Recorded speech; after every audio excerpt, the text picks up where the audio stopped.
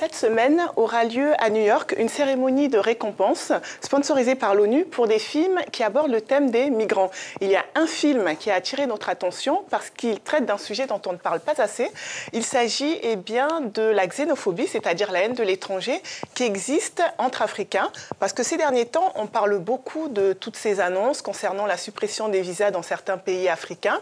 Et pourtant, alors que les frontières physiques commencent à disparaître, les frontières mentales, elles, persistent dans l'esprit de certains Africains, et cette xénophobie, bien souvent, elle se termine en violence, comme on l'a vu il y a quelques mois en Afrique du Sud. Alors, pour en revenir à cette cérémonie et ce film qui traite de la xénophobie entre Africains, il s'appelle We Are Human, nous sommes humains. En voici d'ailleurs un extrait.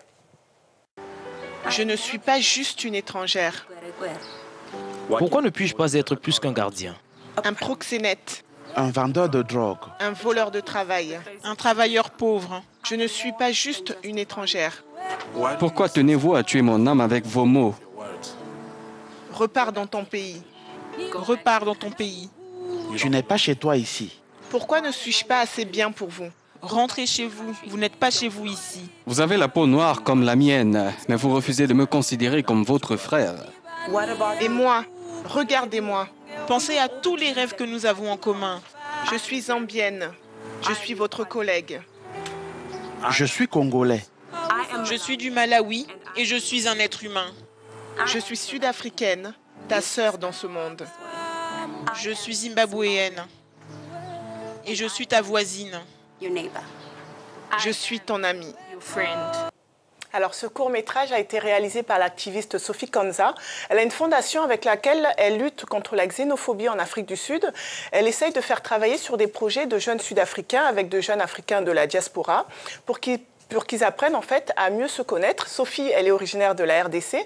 Elle a immigré en Afrique du Sud avec ses parents lorsqu'elle était petite et elle a subi de plein fouet la discrimination de la part de Sud-Africains noirs. Écoutez-la. En Afrique du Sud, en tant qu'immigrants africains, nous avons toujours été confrontés à la discrimination. C'est beaucoup de violence entre Noirs, mais ils ne traitent pas les Européens ou Américains comme ça.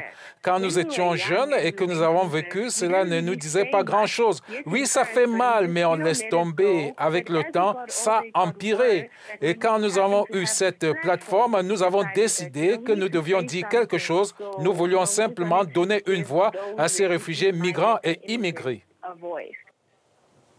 Alors, pour lutter contre cette xénophobie, deux solutions selon elle, les voyages et l'éducation. Écoutez. Je pense que tout commence par l'éducation. Beaucoup de Sud-Africains ne connaissent pas du tout l'histoire africaine. C'est seulement à l'université que l'on commence à apprendre l'histoire africaine. Mais quel est le pourcentage de la population qui peut aller à l'université?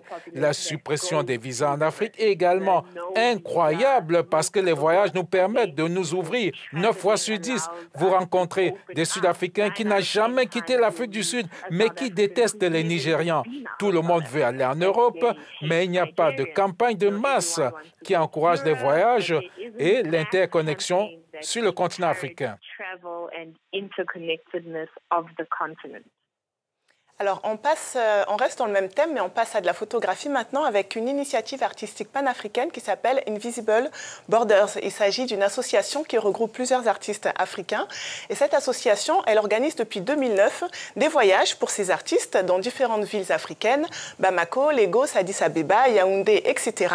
Le but, c'est à travers l'art de permettre un échange d'idées entre les peuples et les différentes cultures qui sont sur le continent et surtout de permettre de mettre fin aux idées reçues qui existent parmi les Africains. Alors, ce groupe a effectué un voyage à Libreville, la capitale gabonaise. Un des participants, qui est le photographe nigérian Jide Odukoya, et a réalisé une série de portraits qui s'appelle Nigerians in Libreville, des Nigérians à Libreville. Il est allé à la rencontre de ces Nigérians qui habitent dans la capitale gabonaise pour connaître un petit peu leur ressenti et leur vie en tant que migrants africains dans un pays africain. Alors, la plupart d'entre eux sont arrivés au Gabon pendant la guerre du Biafra, entre 1967 et 1970, Suisse avec leurs parents et depuis se sont installés au Gabon où ils ont fondé leur famille. Ils sont chauffeurs de taxi, vendeurs sur les marchés, étudiants, etc. Et encore aujourd'hui, nombreux sont ceux parmi eux qui subissent encore de la xénophobie.